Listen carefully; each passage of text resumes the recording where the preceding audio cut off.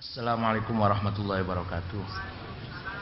Bismillah, alhamdulillah, wassalatu wassalamu ala sayyidina wa maulana wa habibina wa syafi'ina Muhammad wa ala alihi wa sahabatihi wa man tabi'a hudah.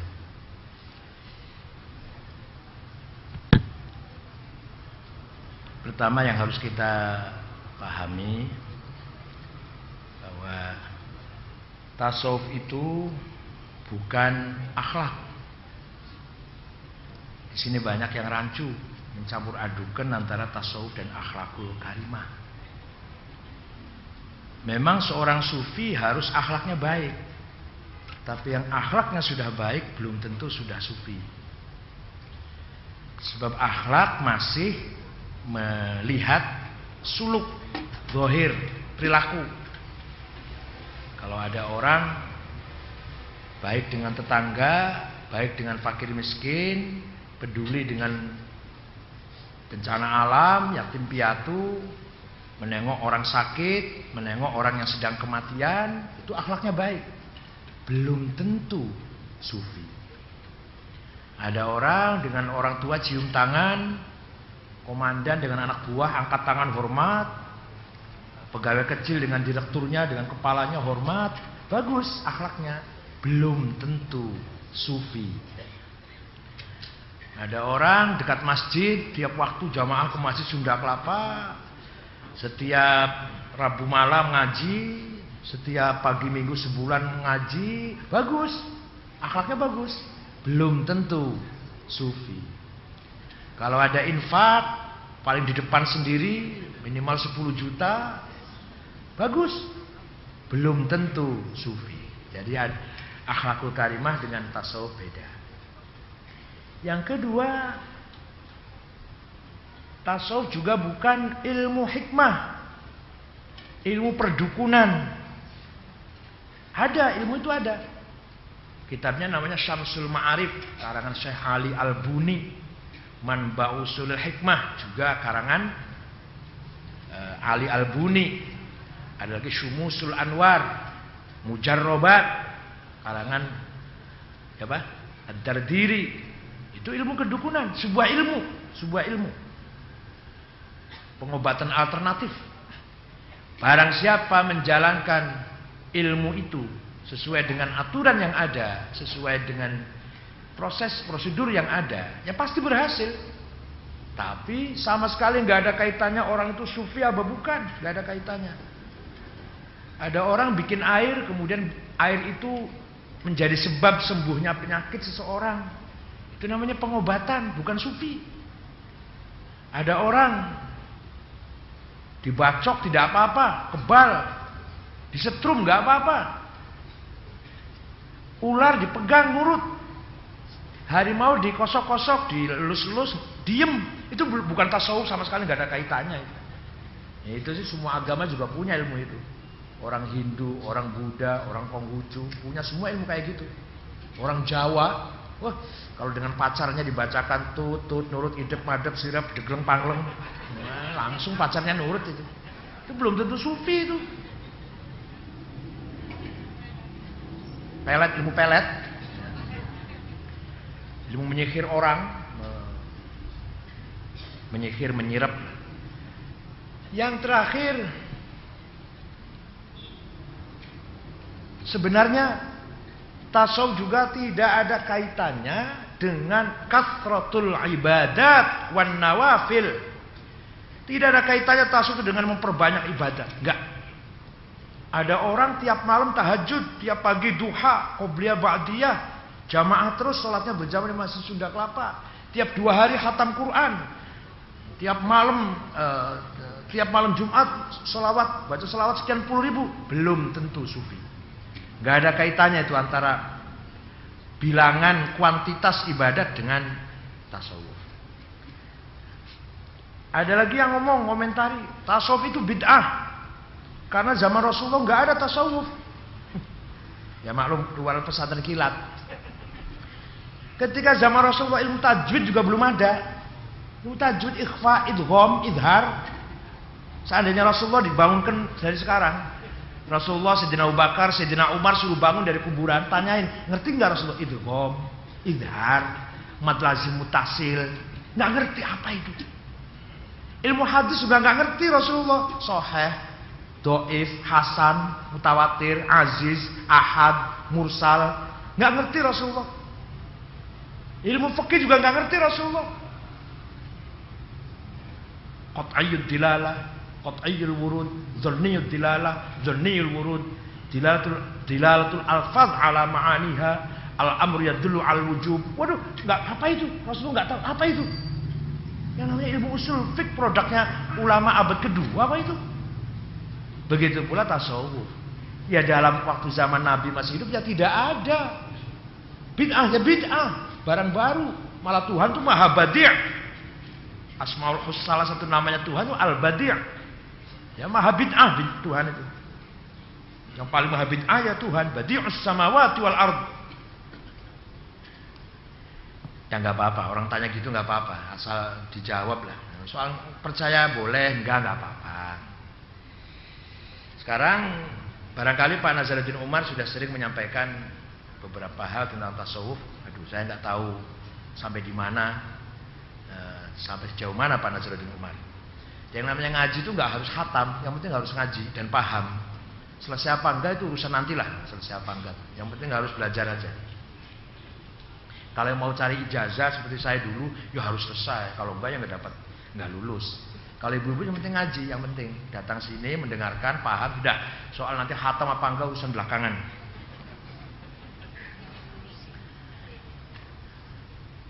Tasawuf itu, aduh saya nggak ada papan tulisnya ya. Tulisannya kalau bahasa Arab tak sod wawu fa, tasawuf. Itu berasal dari kata apa? Di sini beberapa ulama punya pendapat yang beda-beda. Ada yang berpendapat dari kata sofaun, artinya bersih, jernih, bening. Itu pendapatnya Imam Abu Bakar Al-Kalabadi dalam kitabnya namanya At-Ta'arruf li Madhhabi Ahli Tasawuf, yang sudah diedit oleh Dr. Abdul Halim Mahmud, Syekhul Azhar. Kenapa dari sofa? Ya karena tasawuf itu tujuannya li sofa'il insan an kaduratil basyariyah, untuk menjernihkan hati manusia dari kotoran-kotoran hawa nafsu basyariyah, supaya hatinya bersih. Maka proses bersih itu bahasa Arabnya sofa. Orang yang sudah bersih berarti orang yang sudah sufi.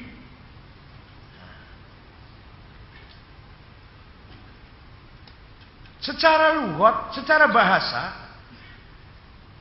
kata tasawuf diambil dari sofa itu tidak benar. Secara makna benar, tapi etimologisnya nggak benar.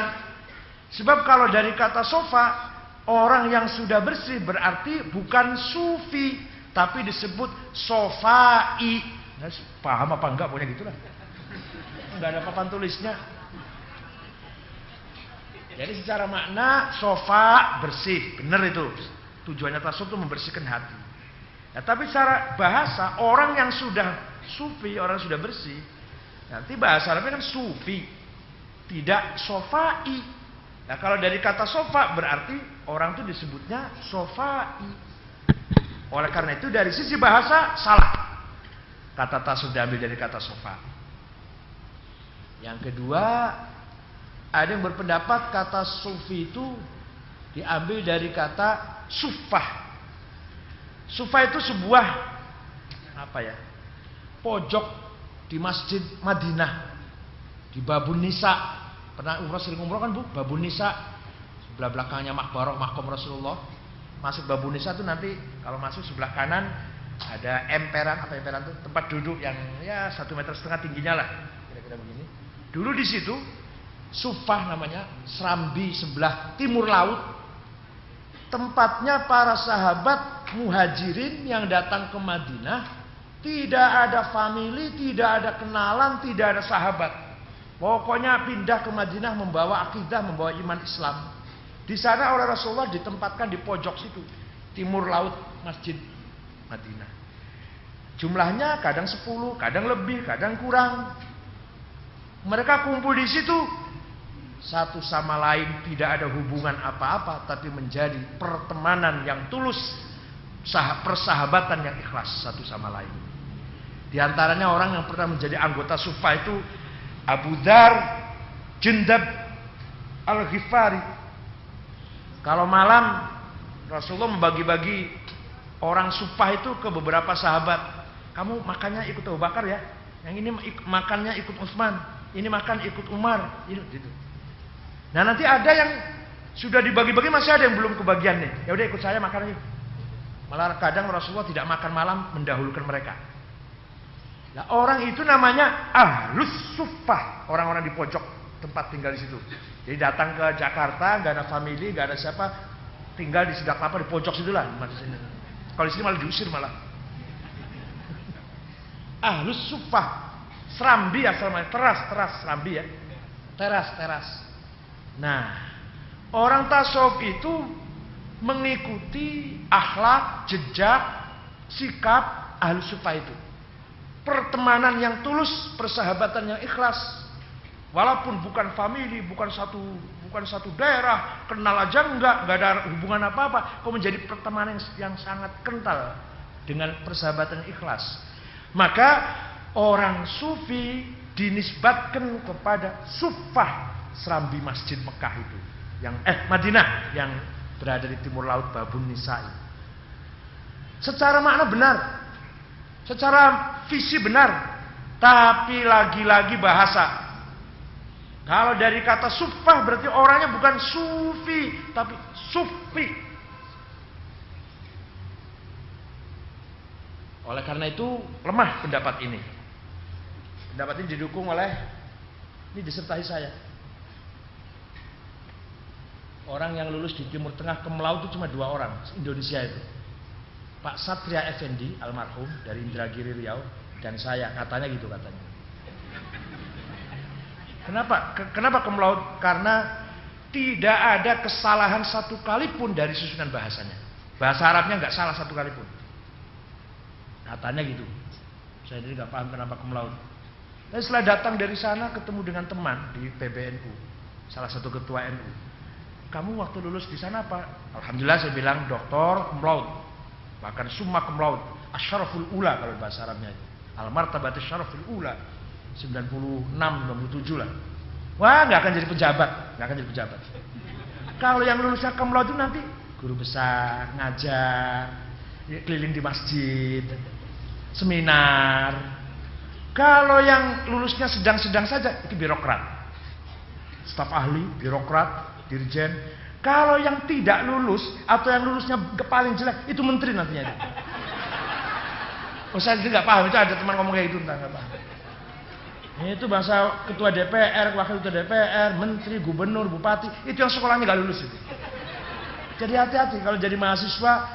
Misalkan bapak jadi mahasiswa pinter, hati-hati dengan teman yang bodoh ini. Ini nanti pimpinan saya ini nanti. Penguasa saya nanti ini yang sebelah saya yang paling bodoh ini.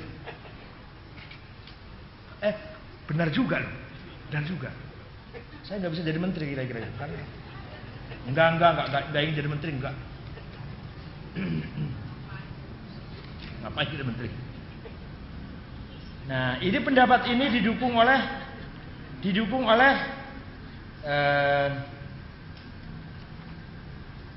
Ibnul Jauzi dalam kitabnya Talbis Iblis.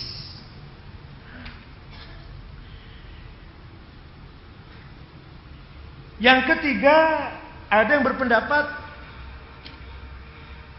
tasawuf itu asal mulanya ceritanya begini. Ada seorang ibu nggak punya anak laki-laki, punya anak lagi perempuan, zaman jahiliyah.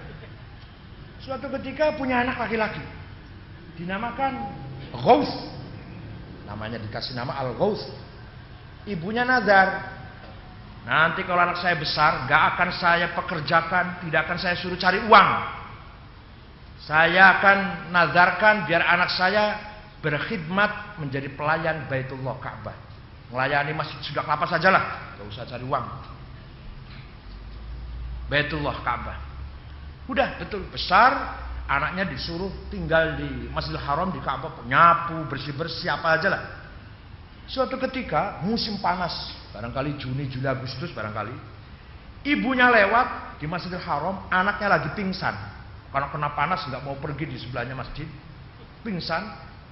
Terus dibangunkan oleh ibunya sambil ngomong gini, sambil bilang gini, "Ma ibni illa sufah." Anak saya sekarang sudah lemah lunglai seperti serbet, lap serbet, bahasa Cirebon serbet, bahasa Betawi apa itu? Lap meja itu loh, apa namanya?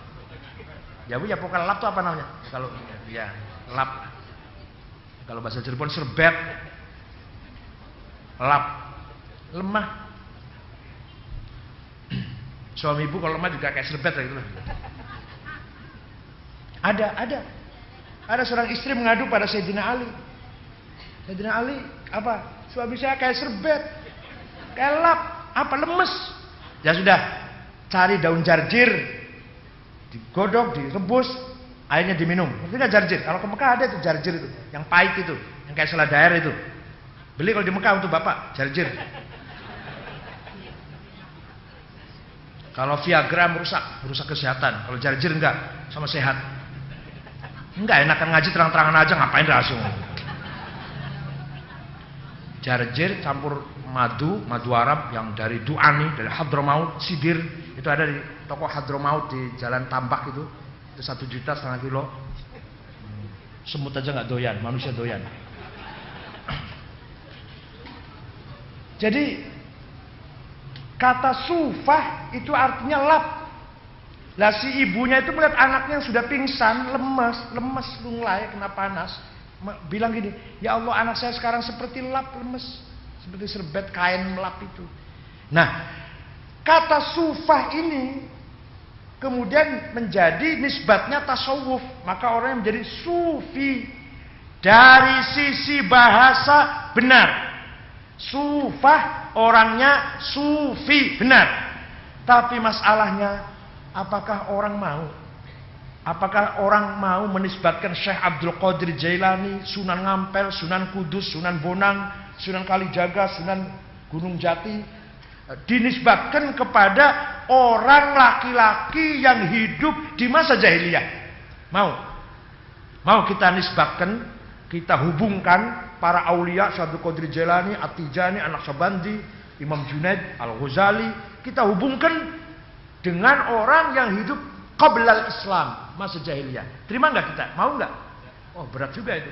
Masa Syekh Abdul Qadir Jailani hubungannya, gelar predikatnya tuh dihubungkan dengan orang yang hidup semasa jahiliyah.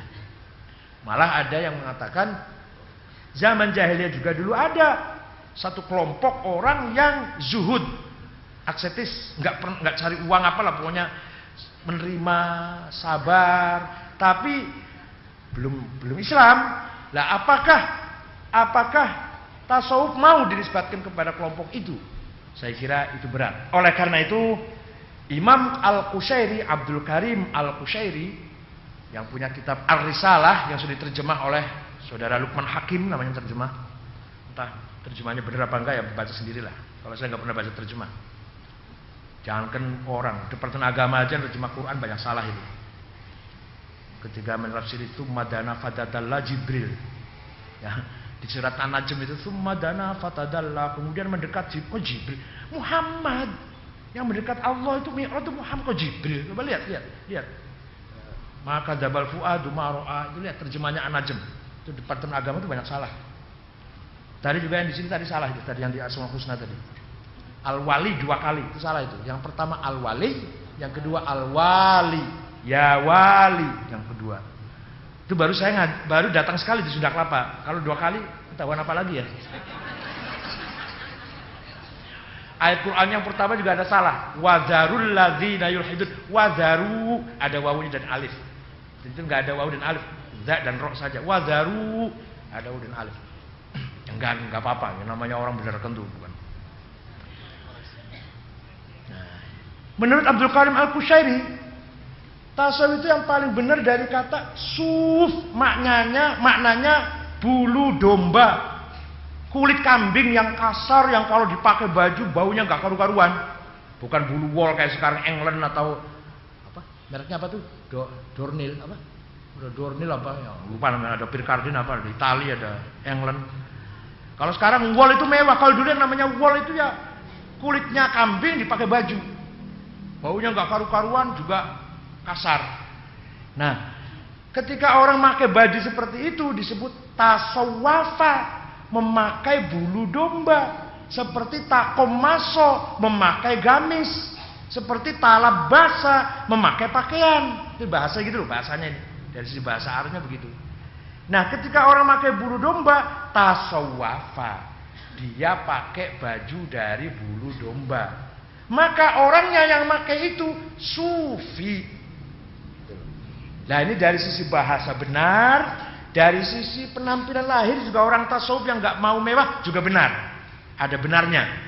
Jadi orang tasawuf itu orang yang tidak mementingkan penampilan lahir. Lahirnya mau morat-marit, mau berantakan, yang penting hatinya lah. Yang penting hatinya, lahirnya nggak diurusin. Itu orang tasawuf.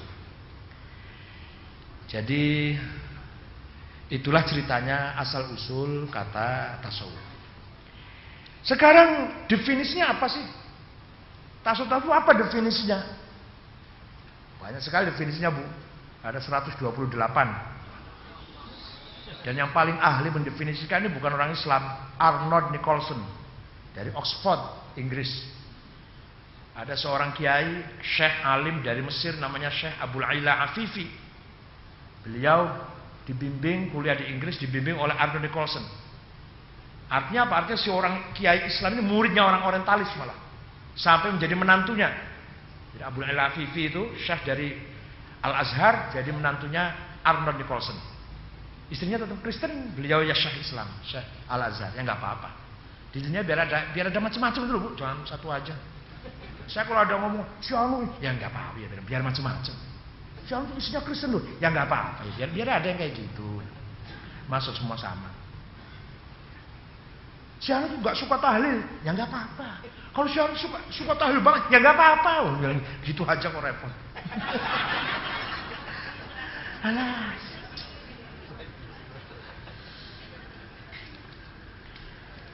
Definisi tasawuf, orang yang pertama kali mendefinisikan tasawuf adalah Syekh. Aduh, sebenarnya sebelum definisi orang yang pertama kali tasawuf dulu ya. Salah ini, loncat. Orang pertama kali mendapatkan gelar sufi dulu siapa? Pertama kali orang mendapat gelar sufi siapa? Jabir bin Hayyan Al-Azdi, wafat tahun 161 Hijriah, yang menemukan teori aljabar, matematik itu. Itu yang pertama kali orang yang mendapatkan gelar sufi. Beliau muridnya, gurunya namanya Imam Ja'far As-Sadiq Ibn Muhammad Al-Baqir Ibn Ali Zain Abidin Ibn Husain Ibn Ali Ibn Abi Thalib. Jabir bin Hayyan ini jenius. Setiap malam di samping ilmunya, otaknya cerdas, jenius, tiap malam tidak kurang 100 rakaat kalau tahajud. Setiap pagi kalau akan melakukan observasi, melakukan penelitian, permisi dulu, minta izin dulu pada gurunya Imam Ja'far Shadiq. Kalau dapat izin baru dia melakukan penelitian. Beliaulah yang pertama kali menemukan teori aljabar. Beliau pertama kali menemukan teori kimia dalam dunia Islam. Dia membaca kitab Yunani, kemudian Islam juga dimodifikasi dengan teori-teori dalam Islam. Bahkan dia sampai bisa menjadikan batu biasa, batu kerikil jadi berlian atau jadi emas. Walhasil batu biasa jadi batu berharga. Dari sekian kilo, dari sekian sekilo batu kasar menjadi 1 gram emas, itu dia bisa. Dan sudah dilakukan, sudah dicoba. Bahkan dia mempunyai tujuan ingin menghidupkan orang yang sudah mati atau binatang mati kira hidup lagi gimana. Waduh, cloning itu. Jadi cloning itu bukan barang baru. Dulu sudah pernah orang mikirkan cloning. Tapi angkat tangan, setelah bicara ruh angkat tangan dia. Gagal. Ternyata dia kalau sudah masalah ruh angkat tangan. Jadi kalau batu biasa jadi emas, batu biasa jadi ramuan-ramuan jadi obat, ramuan ini jadi begini, bisa dia. Tapi seketika sampai kepada masalah ruh, angkat tangan, gagal. Tapi ide cloning sudah ada dari dulu, bukan barang baru. Itulah Jabir bin Hayyan. Orang pertama kali mendapatkan gelar sufi. Beliau hidup di kota Kufah. Yang kedua namanya Abdul Karim ibn Utsman, atau terkenal dipanggil Abdak. Wafat tahun 165. Beliau tidak pernah makan yang ada ruhnya. Jadi kalau makan apa? Vegetarian. Ya. Kalau saya makan nggak ada ruhnya. Masa ayam hidup, ayam mati nggak ada ruhnya. Dan beliau sangat zuhud, sangat tawakal. Namanya Abdul Karim ibn Utsman. Sangat zuhud, sangat tawakal, sangat mahabbah dengan siapapun, mencintai sesama orang, nggak lihat orang itu siapa. Pokoknya kalau ketemu orang dia pasti tidak pernah membenci satu orang pun. Hatinya sudah penuh dengan cinta. Tidak ada ruang untuk membenci siapapun. Itu seperti Rabi'ah Adawiyah. Rabi'ah Adawiyah itu pernah ziarah ke Rasulullah. Kemudian setelah ziarah ngomongnya gini, Rasulullah minta maaf ya, saya baru kali ini sempat ziarah. Karena hati saya udah penuh dengan zikir pada Allah, lupa zikir pada Anda. Tapi jangan niru gitu, aku sampean niru gitu. Keluar dari ziarah Rasulullah, jumpa iblis. Iblis, saya nggak bisa benci kamu. Hati sudah penuh dengan cinta kepada Allah, nggak ada ruang untuk benci. Jadi nggak ada tempat hati saya untuk benci. Jangan pada manusia, pada iblis pun sudah nggak ada tempat untuk membenci. Itu Rabi'ah Adawiyah, Rabi'ah Sunda Kelapa, Menteng Rabi'ah Adawiyah.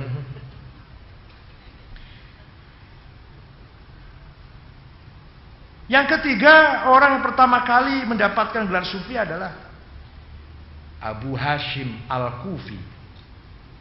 Abu Hashim Al-Kufi ini seorang Sunni, alim. Sampai-sampai ada imam, salah satu mujtahid, tapi sayang ijtihadnya nggak hidup, apa namanya? Madhabnya nggak hidup, namanya Sufyan Ats-Tsauri. Itu mujtahid. Dulu imam mujtahid itu ada 10, Bu. Hanafi, Malik, Syafi'i, Hambali, Sufyan Tsauri, Tobari, Daud Zohiri, Zufar, sampai 10. Tapi yang hidup cuma 4. Kalau di Indonesia ada satu lagi, Imam Samudra.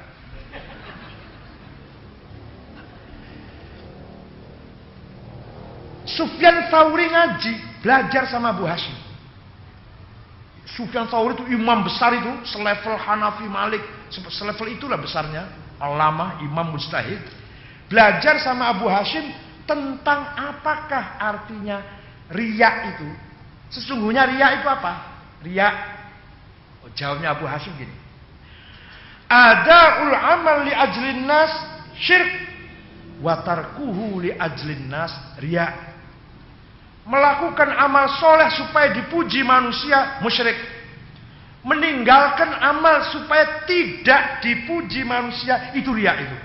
Contohnya gimana? Contohnya, sholat di Sunda Kelapa di depan sendiri, softnya depan sendiri supaya kelihatan dipuji, musyrik. Sholatnya di belakang sendiri supaya nggak kelihatan orang, riya.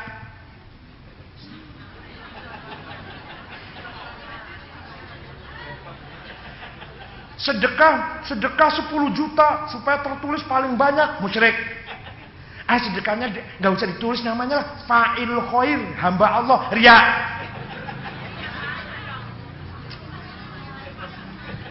Baca Qur'annya keras supaya didengar enak suaranya, tajwidnya, murattal tartilnya, supaya orang memuji saya, musyrik. Baca pelan-pelan, nanti malu kalau dipuji orang, nanti kayak apa? Riya. Nengok orang sakit, menghadiri undangan perkawinan supaya aduh kalau nggak berangkat apa kata orang, musyrik. Belakangan sajalah nengoknya, nanti jangan dikira saya paling riya. Yang benar apa? Yang benar orang itu harus di X, orang manusia harus di X merah. Di depan, di belakang, di tengah sholatnya 10 juta, nyumbangnya 5 juta, 1 juta 10 ribu lillahi ta'ala. Kenapa orang masih jadi pertimbangan? Manusia saja jadi pertimbangan. Supaya dipuji orang, supaya tidak dipuji orang. Malu sama orang, gak enak sama orang, segen sama orang. Loh, orang dipertimbangkan. Manusia itu termasuk saya juga keluar masuk 2 kali dari tempat alirannya kencing kok. Sombong apanya sih manusia itu? Saya itu 2 kali dikeluarkan dari tempat itulah, pokoknya tempat kotor-kotor itu 2 kali saya. Pertama dari ayah, kedua dari ibu. Dua-duanya terkotor semua aliran itu, kecomberan semua itu. Gitu, sombong amat sih. Jadi kalau dipuji manusia jangan bangga.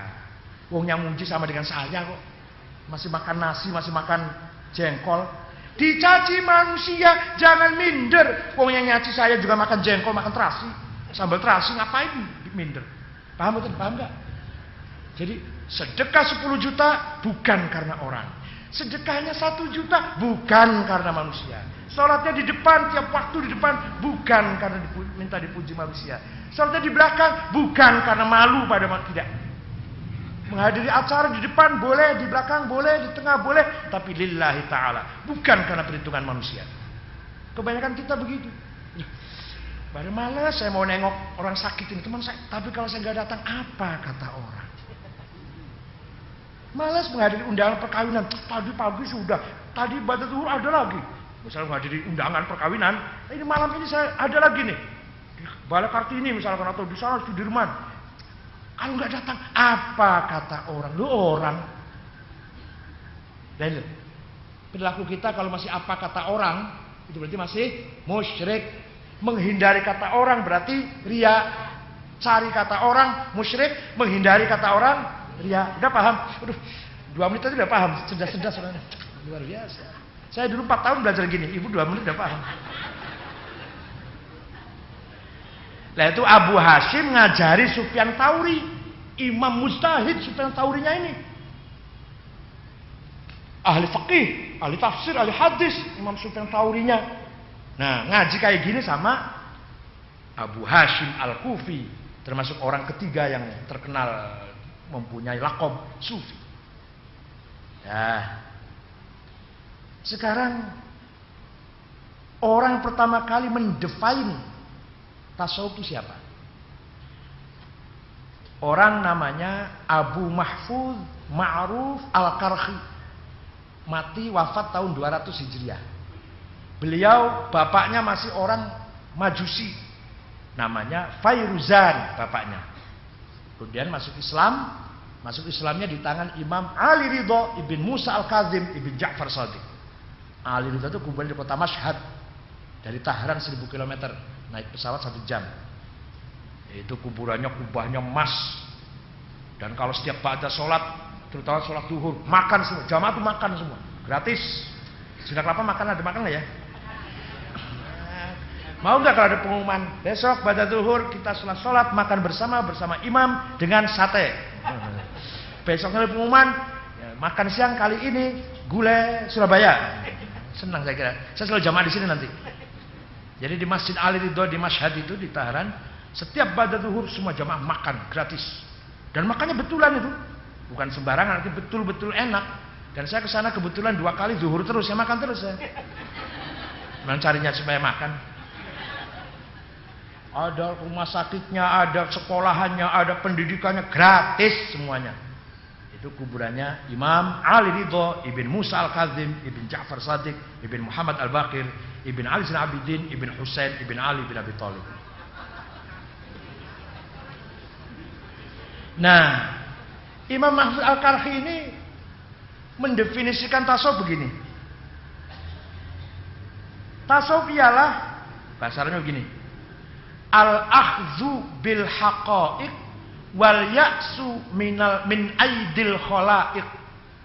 Mencari kebenaran, berpaling dari kepalsuan, itu baru tasawuf itu.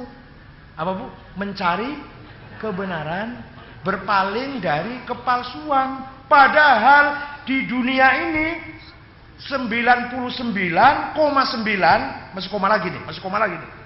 Masih koma lagi. 0,9 lagi, masih 1 lagi koma lagi nih. 0,9 palsu semua isinya ini. Jilbab palsu, kopiah palsu, dasi palsu, doktor palsu, kiai palsu, khotib, imam palsu. Paham nggak? Paham nggak? Ibu pakai jilbab, betul hatinya berjilbab? Alhamdulillah. Kalau ada orang laki-laki ganteng nggak lirik, ya udah tua ya nggak lirik, udah masih muda lirik. Kalau ada uang numpuk nggak lirik.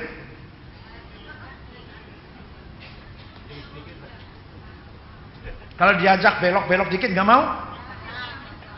Uang numpuk nggak. Nggak maunya tuh kepaksa, takut polisi, apa malu kalau ketahuan, apa emang karena itu nggak benar jadi kita nggak ngambil. Itu mencari kebenaran, berpaling dari kepalsuan, itu baru tasawuf. Padahal di dunia ini isinya palsu semua ini. Saya ini kopiah ini palsu ini. Biar dianggap jadi kiai aja Ustaz saya kopiah. Hatinya nggak karu-karuan. Jubah palsu, gamis palsu. Suatu ketika ada orang berangkat Jumatan pakai gamis, pakaian Arab, bawa tasbih, corbanya besar. Di tengah jalan digigit anjing. Anjing dipukul. Anjing lapor pada Tuhan, saya sakit Tuhan. Kenapa dipukul Pak Haji yang berangkat Jumatan itu? Stop Haji. Kata Tuhan, stop dulu Haji. Kenapa kamu pukul anjing? Ya, karena dia gigit pakaian saya. Nah, sekarang anjing tanya, kenapa kamu anjing gigit pakaiannya Pak Haji itu? Saya pikir, kata anjingnya ini, saya pikir orang yang pakai gamis, bawa tasbih, sorbanan, bawa sajadah, nggak punya marah. Masih marah juga. Terus Tuhan tanya lagi pada anjing, kamu kok sejauh itu sih? Apanya namanya? Berpikirnya kok sejauh itu sih anjing? Siapa guru kamu itu? Dari mana guru ngajinya kamu anjing? Itu hasil tafakkur, tadabbur, ta'ammul, kontemplasi saya sendiri. Waduh, kalau gitu kan Tuhan, kamu jauh lebih makrifat daripada Pak Haji itu. Silahkan pakai jubah, pakai gamis, tapi lillahi ta'ala. Silahkan pakai celana, pakai dasi, lillahi ta'ala. Silahkan pakai jarit apa? Pakai kain, itulah mas. Pakai kain, pakai celana, pakai apa monggo asal nutupi aurat. Yang penting lagi niatnya lillahi ta'ala. Jangan pakai jilbab biar kelihatan Islam yang taat. Imra'atun sholihatun. Tapi pakai jilbab tapi selalu ngumpet-ngumpet menceritakan kejelekannya suami, ambrol jilbabnya itu. Enggak percuma aja. Jilbab rapet tapi kalau dengan tetangga jelek-jelekin suami saya, wah ambrol jilbabnya. Begitu pula bapak sama aja, bapak juga sama. Pakai kopiah pakai apa suka lirak-lirik, ambrol kopiahnya itu. Jadi bukan masalah kopiah atau jilbab. Masalah adalah al-akhdzu bil haqa'iq wal ya'su mimma fi aidil khalaiq. Nah, ayat Al-Qur'an firman Allah dalam surat Fatir nomor berapa ayatnya cari sendiri. Enakan banget sudah suratnya saya tunjukkan. Cari sendiri. Bukan kayak saya nggak tahu ayat nomor berapa. Nomornya nggak tahu tapi apal. Ya ayyuhan nasu inna wa'dallahi haqqun fala taghurrannakumul hayatud dunya wala yaghurrannakum billahil ghurur. Wahai manusia, kamu jangan terpedaya oleh tipuan-tipuan duniawi. Harta, jabatan, hawa nafsu. Gampang nggak itu? Gampang. Mengertikannya tuh gampang, memahaminya tuh mudah. Kamu jangan membanggakan harta. Ya iya, harta dibanggakan. Sebentar lagi kalau nggak harta ninggalin kita, juga kita ninggalin harta kok. Kamu jangan membanggakan jabatan, pangkat. Ya iya, jabatan cuma formalitas saja. Hakikatnya manusia bukan jabatannya. Banyak jenderal yang hatinya nggak karu-karuan, penakut, minder, khawatir, was-was, tidur sulit. Jenderal bintang 4. Ada tukang beca, tukang kulit, tukang sapu, tidur nyenyak. Ayo enak mana ayo? Enak mana ayo? Ya betul. Ibu jawabnya jenderal tidur nyenyak. Waduh, luar biasa. Nah, yang kedua yang paling sulit, yang rumit, yang pemahamannya perlu apa? Pemahamannya perlu dalam. Wala yaghurrannakum billahil ghurur. Jangan sampai kamu terpedaya, tertipu oleh tipuan jebakan dengan mengatasnamakan Allah. Itu yang sulit. Ketoe, apa ketoe itu? Kelihatannya lillahi ta'ala padahal tidak. Kelihatannya demi Islam, demi masjid, demi Allah, demi Rasulullah, padahal hawa nafsu. Kelihatannya demi rakyat, demi bangsa, padahal demi egonya. demi hawa nafsunya, demi ambisinya. Ini yang kedua ini yang paling sulit dihindari. Kelihatannya bela Islam, kelihatannya berjuang untuk Islam. Jadi ketua NU, ketua Muhammadiyah, takmir masjid Sunda Kelapa. Oh, mengabdi, pengabdian, ibadah, gombal ibadah. Coba nggak digaji, lari semua. Ya saya juga sama, bukan aja. Saya juga sama. Dikira saya kalau ngomong gini cuma jelek-jelekin Bapak, enggak, saya juga sama begitu. Mau kemana? Dakwah. Padahal itu mau ceramah supaya dapat amplop. Bilang dakwah. Gaya sekali bahasa dakwah. Ini saya ditunggu umat ini. Umat apa? Ngamen aja umat. Nah amplop itu kalau tipis, doif. Kalau tebal, soheh. Kalau tipis tapi yang memberi itu perempuannya cantik, soheh li ghairi. Itu ilmu mustalah hadis, Bu. Hadis ada doif, ada soheh. Ada hadis doif tapi ada pendukungnya. Bisa jadi soheh dari doif itu. Soheh li ghairi namanya. Soheh karena faktor lain. Nah kalau amplop tipis tapi yang ngasihkan itu panitianya anak perempuan cantik, guyang-guyu, mesam-mesem. Wah itu soheh li ghairi itu. Enggak apa-apa lah, tipis enggak apa-apa.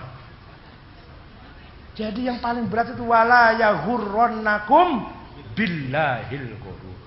Kelihatannya berjuang lillahi ta'ala, ibadah, dakwah, mengabdi, padahal demi hawa nafsunya supaya saya terkenal.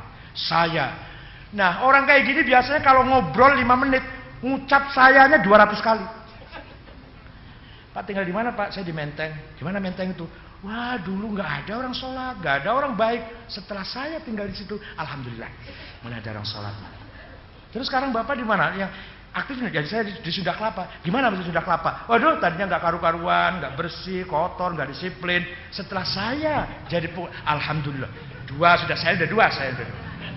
Terus Bapak di mana, Pak? Saya di NU atau di Muhammadiyah lah. Saya ikut di Muhammadiyah atau di NU. Gimana NU di Muhammadiyah? Waduh, nggak karu-karuan dulu, nggak ada aktivitasnya, sepi saja. Setelah saya, alhamdulillah sekarang.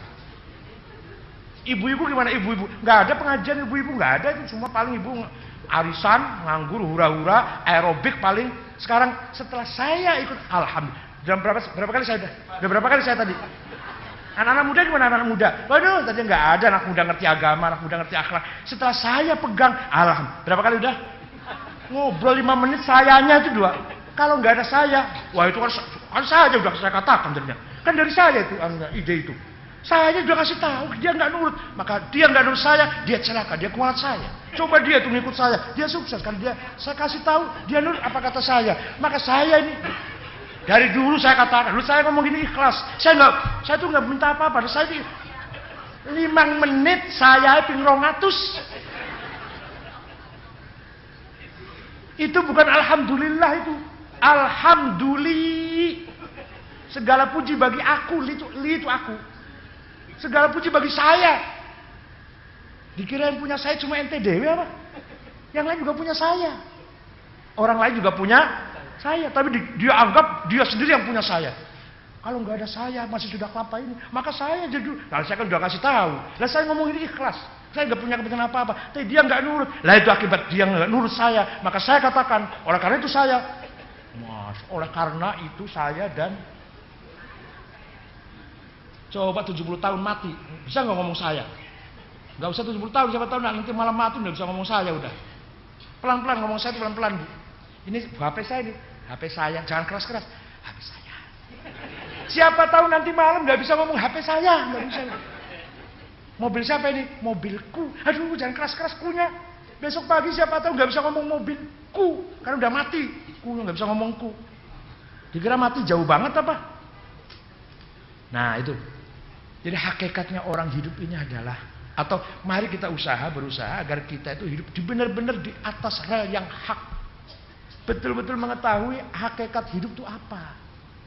Hidup itu apa hidup itu. Nah mari kita jauhi kepalsuan. Hidup bukan hanya simbol, bukan hanya manuver, bukan hanya yel-yel, bukan hanya pamer, bukan hanya legal formal, bukan hanya bintang di sini, bukan. Oke, bintang di sini iya, tapi hatinya juga perwira. Bukan hanya kopiah, hatinya juga berkopiah. Bukan hanya doktor, ilmunya juga pas seperti gelarnya doktor itu. Itu maksud saya. Bukan hanya imam, tapi juga betul-betul imam jadi panutan. Bolehnya ketua NU, tapi betul-betul juga bisa mengembangkan NU, Muhammadiyah dan sebagainya itu. Itu namanya mencari. Lah, tasawuf itu mencari hakikat itu. Makanya dulu ada seorang sufi namanya Asadullah Al-Harith Al-Muhasibi. Itu tangannya ada urat sarafnya di salah satu jarinya. Kalau mau ngambil barang yang kurang halal, bergerak. Mau minum misalnya ini kurang halal, bukan kurang halal arak, bukan. Ini gelasnya dibeli dengan uang yang ya nggak begitu halal, atau airnya tadi dapat mencuri misalkan. Ini tangannya bergerak. Kalau dikasih makan orang, kalau nggak halal betul nggak jadi makan. Kalau tangannya menunjukkan, wah kalau saya punya tangan bergerak, kapan terima amplopnya saya? Apa nggak ada halal udah sekarang ini?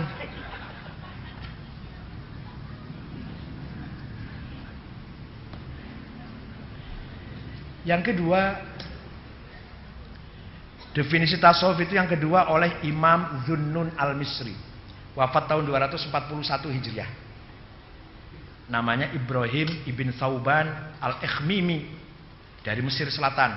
Dhunnun Al-Misri mengatakan tasawuf ialah, sufi ialah qaumun atharullaha ala kulli syai'in fa'atharullahu ala kulli syai'in.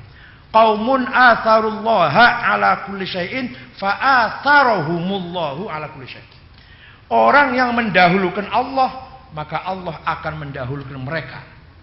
Orang yang mementingkan Allah, kebenaran atas segala yang lainnya, di atas yang lainnya, maka Allah akan mendahulukan mereka dari selainnya. Itu baru sufi itu kalau orang begitu itu. Mendahulukan Allah, ngalahkan lainnya. Suami kalah, anak kalah, bisnis kalah, Allah tok yang dulukan. Maka Allah nanti akan mendahulukan ibu, mengalahkan segalanya udah. Nah, bagaimana caranya supaya bisa begitu? Agar supaya bisa sampai ke sana, maka prosesnya agak panjang prosesnya. Tapi kalau dilatih bisa. Kalau dilatih bisa. Dilatih ya dikit-dikit Bu ya, dikit-dikit. Kalau sekaligus nggak bisa. Kalau pagi, kalau malam mendahulukan Allah, ngalahkan yang lain. Kalau siang, ya apalah bareng-bareng. Kalau siang suami dilayani, kantor dilayani, tangga dilayani, toko buka toko, jual beli apa bisnis yang kita jalankan. Tapi kalau malam khusus untuk Allah.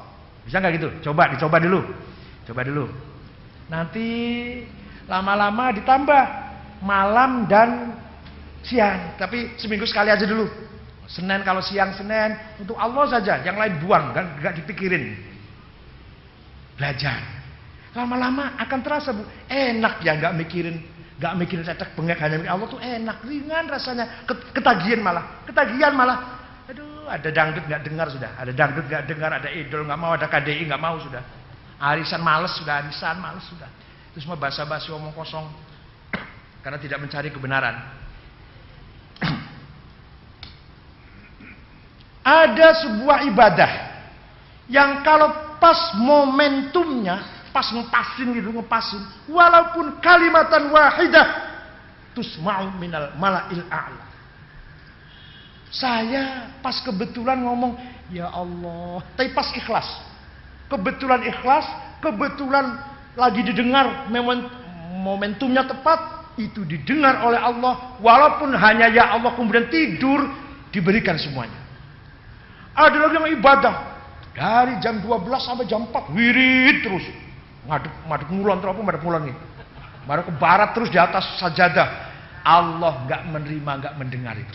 Kenapa? Kalau ya Allah ya itu ya Allah mulut nyantai uang, duit. Ada lagi yang ya Allah sekali saja tapi ikhlas betul-betul buang semua buang. Apa yang ada di kanan kiri, langit, bumi, suami, anak, istri, keluarga, dagangan, perusahaan, uang, deposito, tagihan, apa semua cacak buang. Sampai diri kita sendiri buang coba. Setelah terbuang semua, baru ucapkan ya Allah. Bisa nggak itu? Belajar sekali aja gitu. Nah itu nanti ya Allah didengar betul itu. Kalau ya Allah masih ya duit, ya nanti Allah duit. Ya masih mendingan. Pengen duit panggilnya Allah masih mending daripada pengen duit terus cari calon gubernur.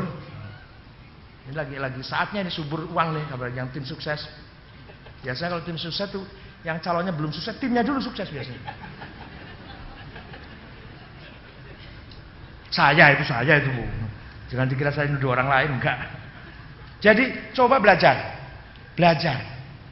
Biasanya saya kalau disinggung orang marah, coba hari ini tidak.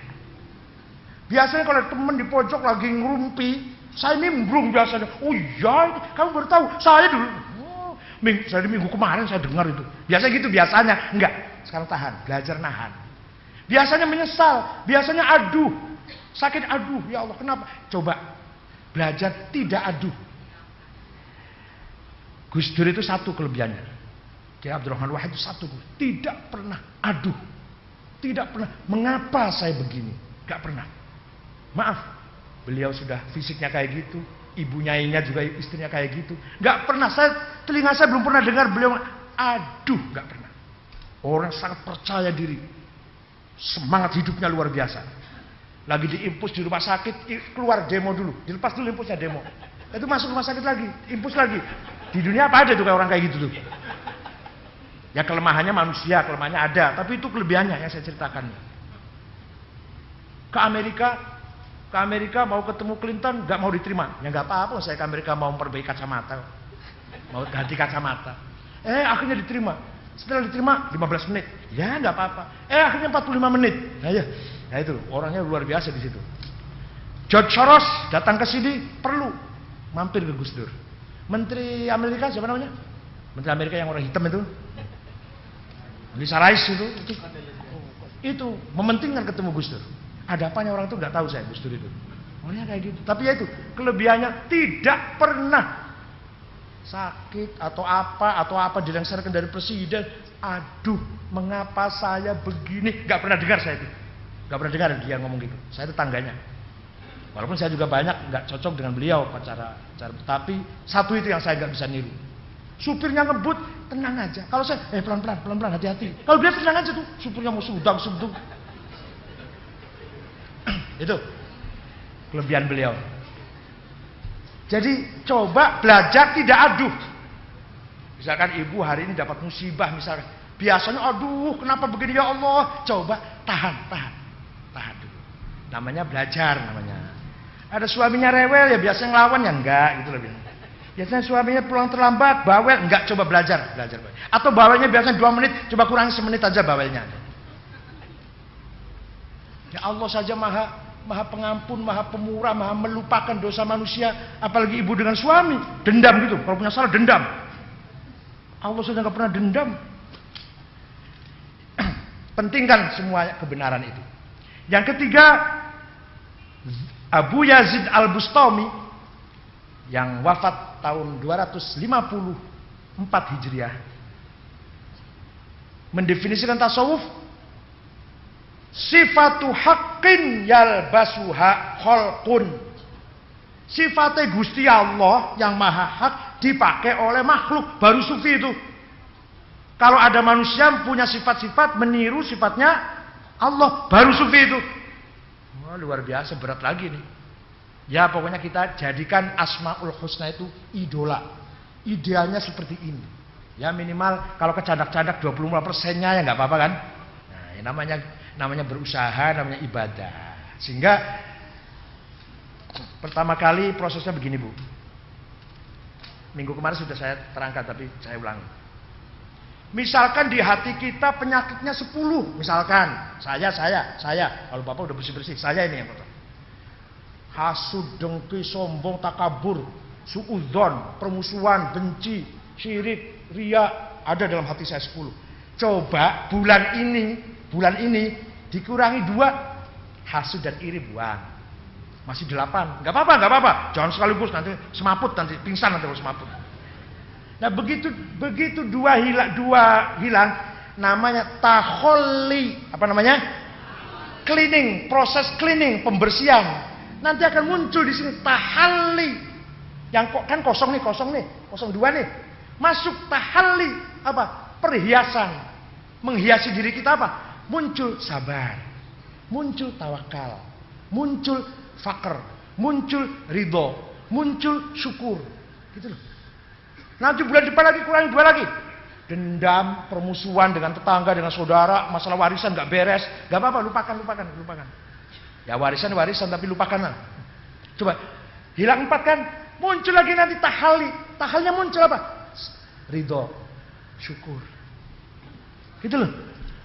Jadi kalau taholinya nggak pernah dibersihkan, penyakitnya 10 masih utuh. Ngaji tiap malam di Sunda Kelapa, sabar, ridho, syukur, mahabbah, fakir, tawakal, nggak akan masuk.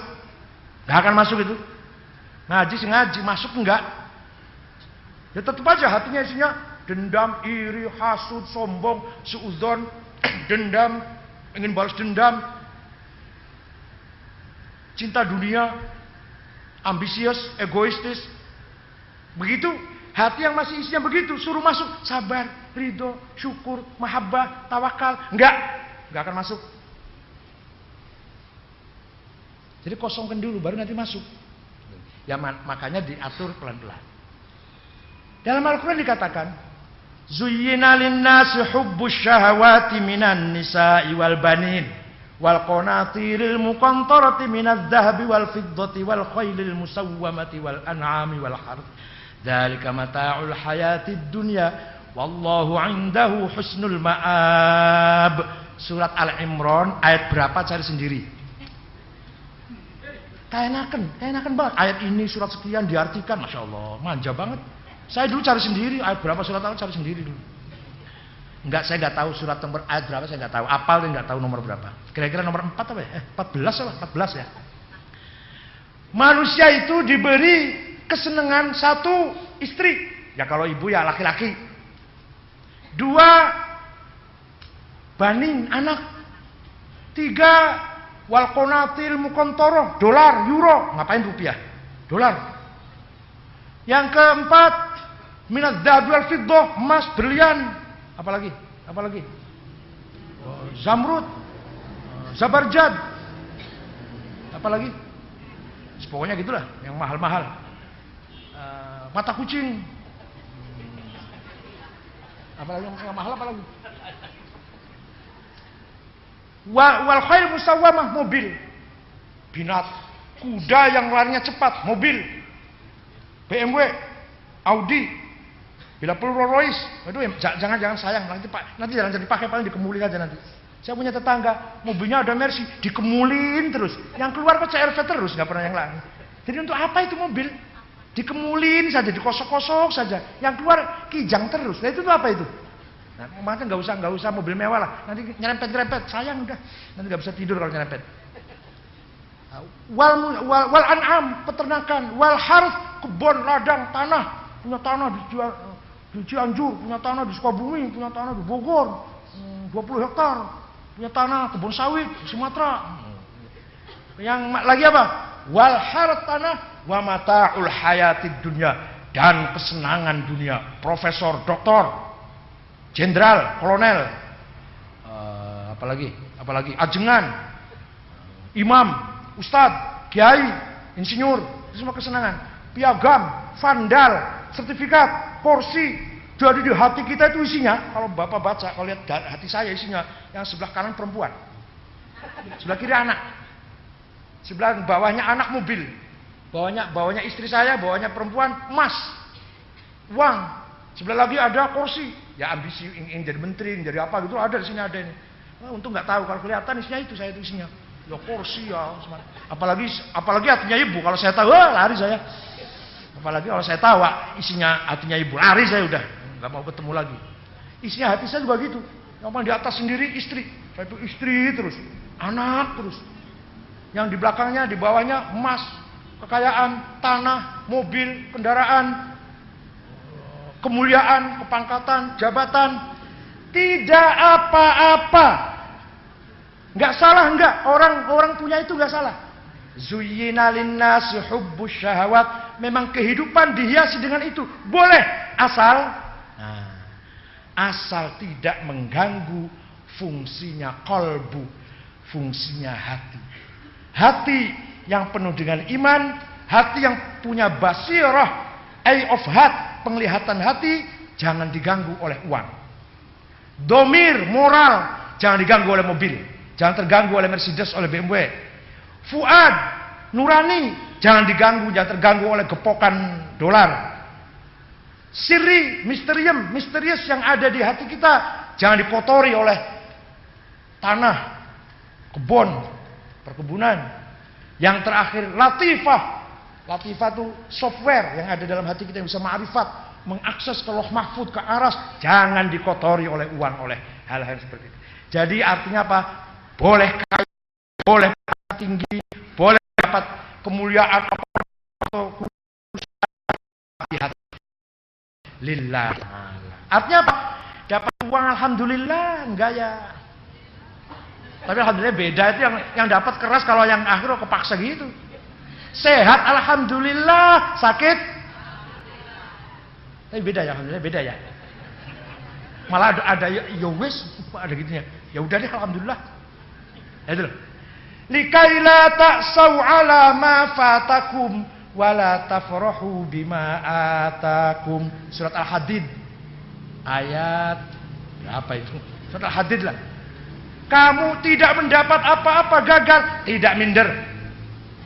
Ketika kamu berhasil, tidak sombong. Itu loh. Likaila ta'sau ala ma fatakum. Gagal, bangkrut, jatuh, tidak minder, tidak putus asa. Wala tafrahu bima atakum. Berhasil, sukses, naik, jembar, luas, banyak, tidak sombong.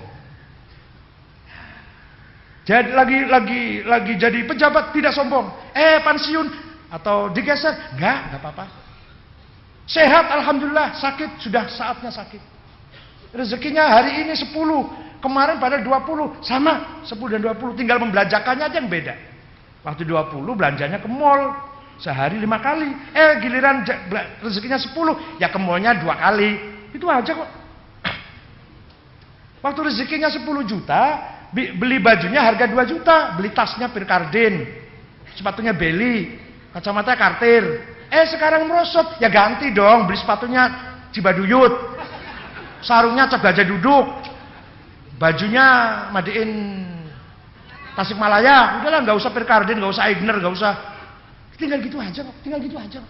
Lagi gajinya 10 juta, makannya di Hilton, di restoran Jepang. Sekarang gajinya cuma 2 juta di warung Padang.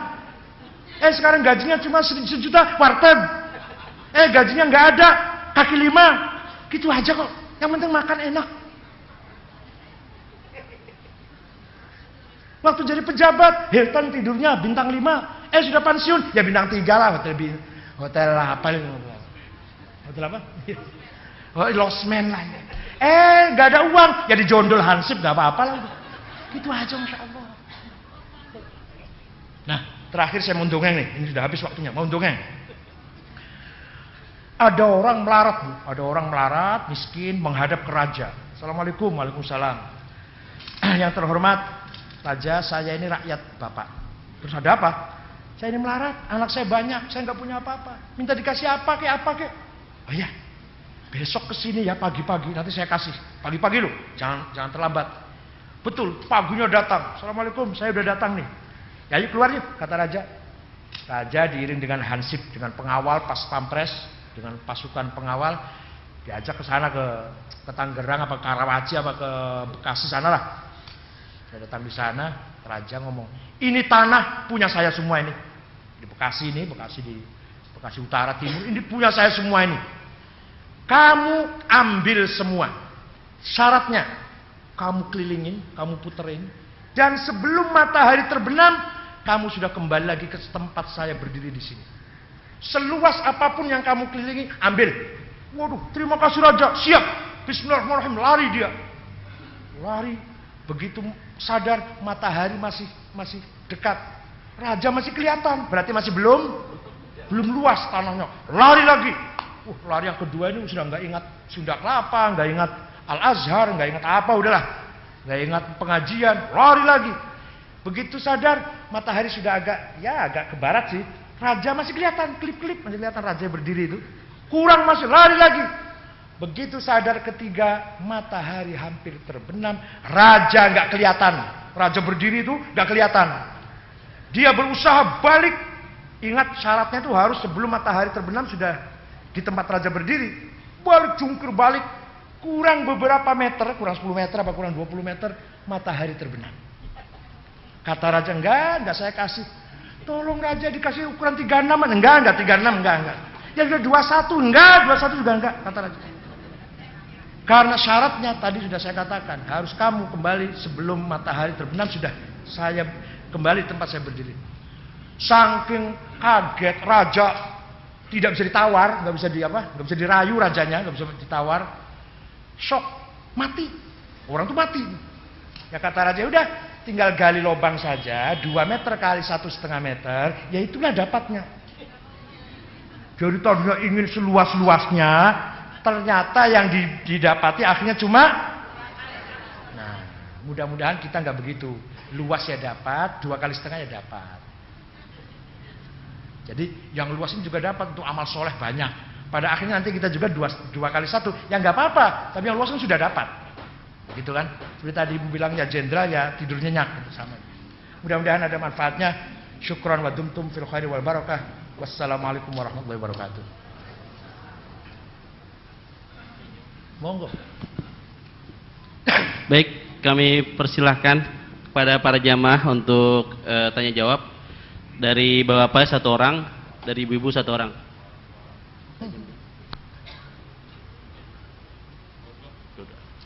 Baik, kami persilahkan dari bapak-bapak 2 orang, dari ibu-ibu 2 orang untuk bertanya.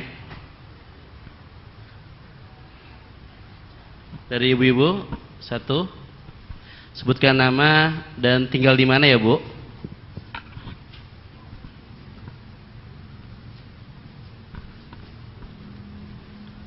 Assalamualaikum warahmatullahi wabarakatuh. Yang ingin saya tanyakan, nama Ibu Yoyo dari Hutan Kayu, anak muridnya Pak Lukman Hakim. Itu Ustadz, kalau sudah belajar tasawuf, kadang-kadang baru beberapa bulan saja dia sudah bermimpi yang macam-macam gitu. Apa yang menyebabkan mereka seperti itu? Pengikut tasawuf yang masih baru-baru begitu ya. Jadi seolah-olah artinya beramalnya belum banyak, tapi dia sudah menceritakan begini dalam mimpinya itu. Nah, yang saya ingin tanyakan, apakah seperti itu untuk belajar tasawuf yang ditujunya? Terima kasih. Assalamualaikum warahmatullahi wabarakatuh.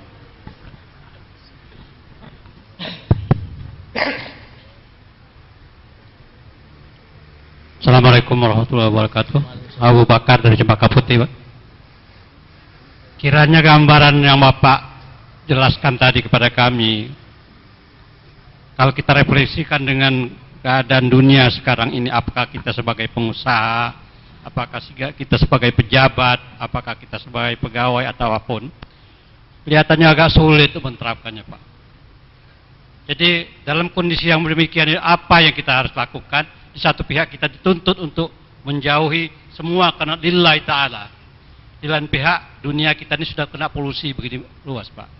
Apa yang kita harus lakukan, Pak? Terima kasih. Assalamualaikum warahmatullahi wabarakatuh. Udah, dua. Baik, biar langsung dijawab oleh Prof.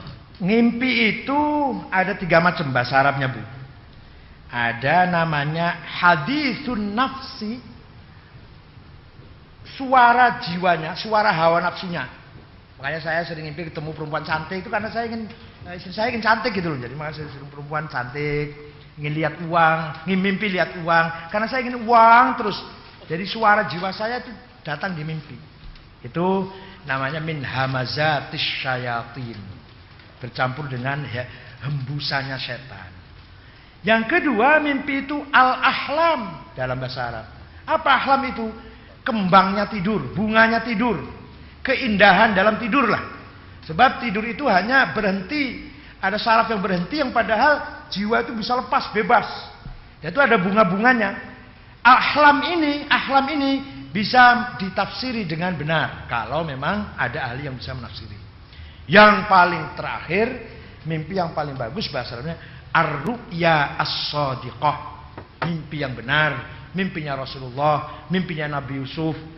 Orang temannya Nabi Yusuf yang mimpi 7 sapi gemuk, ya gitu kan, ya dan seterusnya lah, ditakwil oleh Nabi Yusuf. Mimpinya para kiai, misalnya para ulama, itu namanya ar-ru'ya as-shadiqah.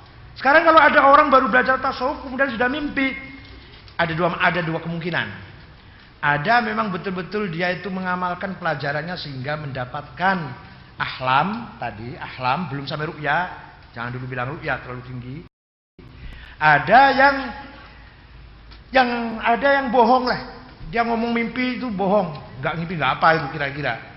Jadi baru ikut tasawuf seminggu langsung ngimpi jumpa Nabi Khidir. Padahal Nabi Khidirnya sorban hijau kan. Bukan Nabi Khidir, sorban hijau, Imam Masih juga sorban hijau. Jadi mimpi itu ada unsur kebenaran. Mimpi ada juz'un min sittati wa arba'ina nubuwah. Saya juga nggak ngerti kenapa 46.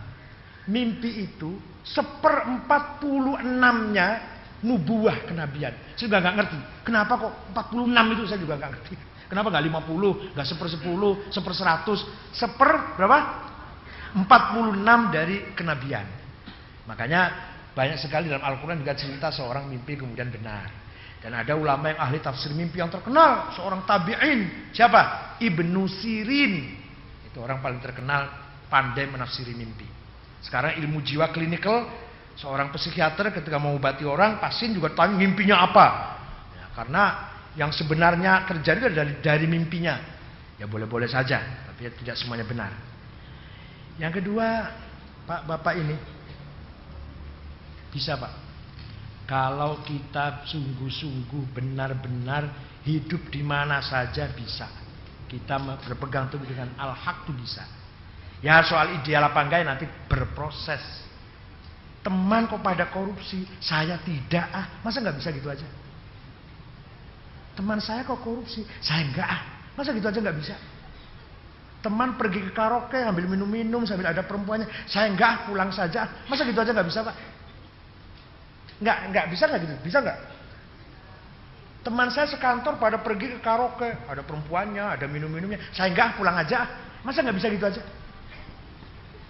Nah, mana nih kira-kira berat tuh apanya? Ya memang tantangan pasti ada, ujian pasti ada, tapi kita mau jadi orang bener bisa. Saya ambil contoh yang paling konkret Pak. Ya. Kalau kita bergerak di dunia bisnis, saya setelah pensiun turun di dunia bisnis Pak. Semua bisnis yang ada di Indonesia sini di pemerintahan kotor semua Pak. Saya katakan begitu. Apa kita tinggalkan itu berarti kita tidak makan, anak bini kita tidak makan? Oh ya, enggak begitu.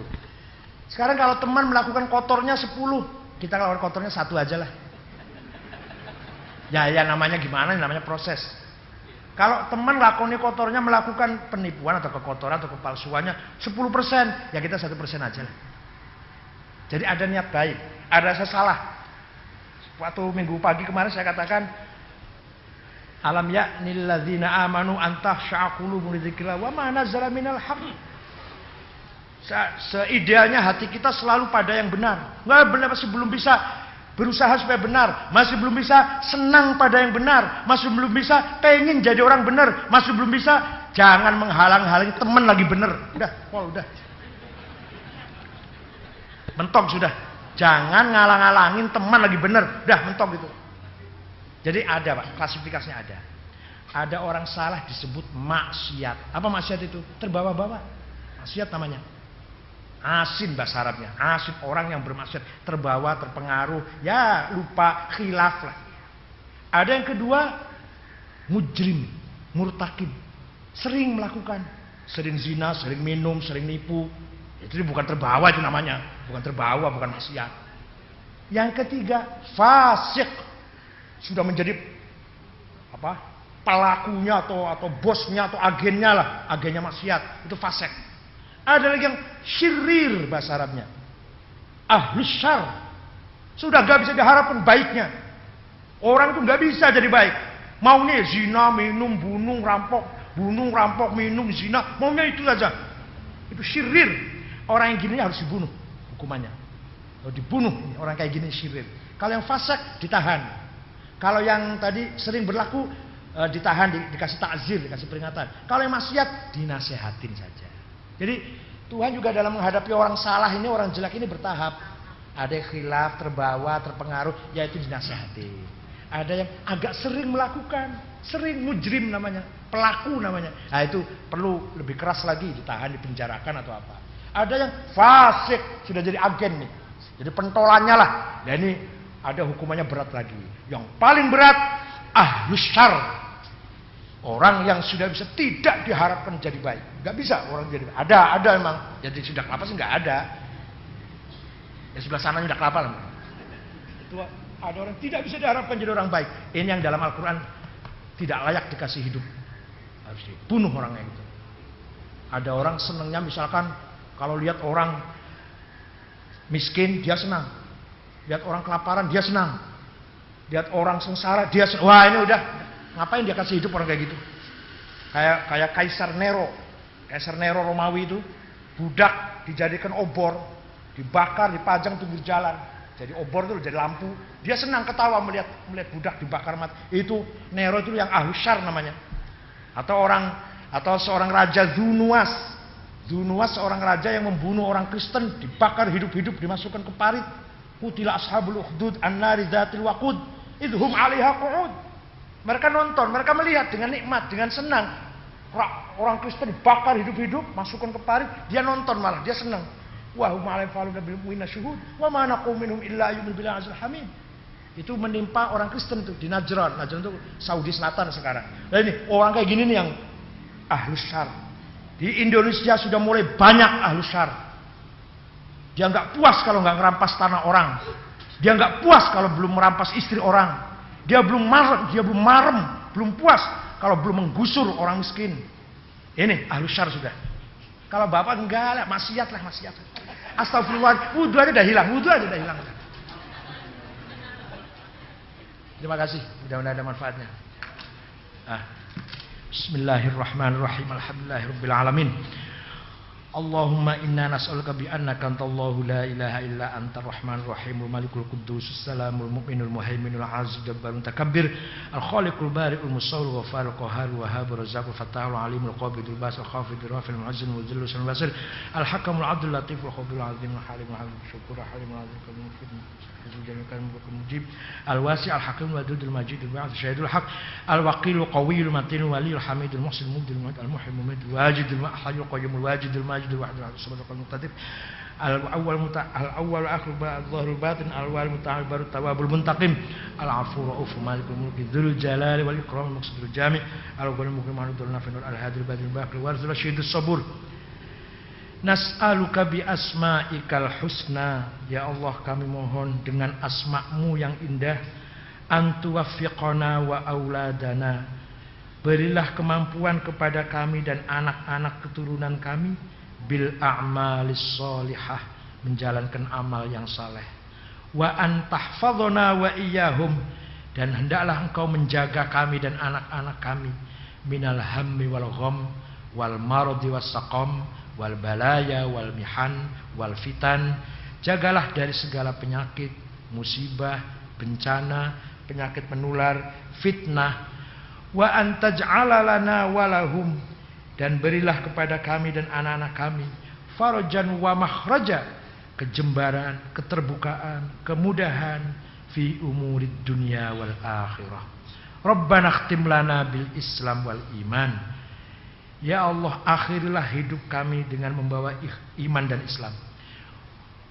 Waj'al indantihai ajalina min hadhihi dunya, berilah kemampuan kepada kami di akhir nanti ketika menghadapi sakaratul maut, akhir kalamina, kalimat yang paling akhir kami ucapkan, kalimat la ilaha illallah Muhammadur Rasulullah. Rabbi yassir wa la tu'assir, Rabbi atmim lana bil khair, wa sallallahu alaihi wasallam Muhammadin nabil ummi walhamdulillahi rabbil alamin.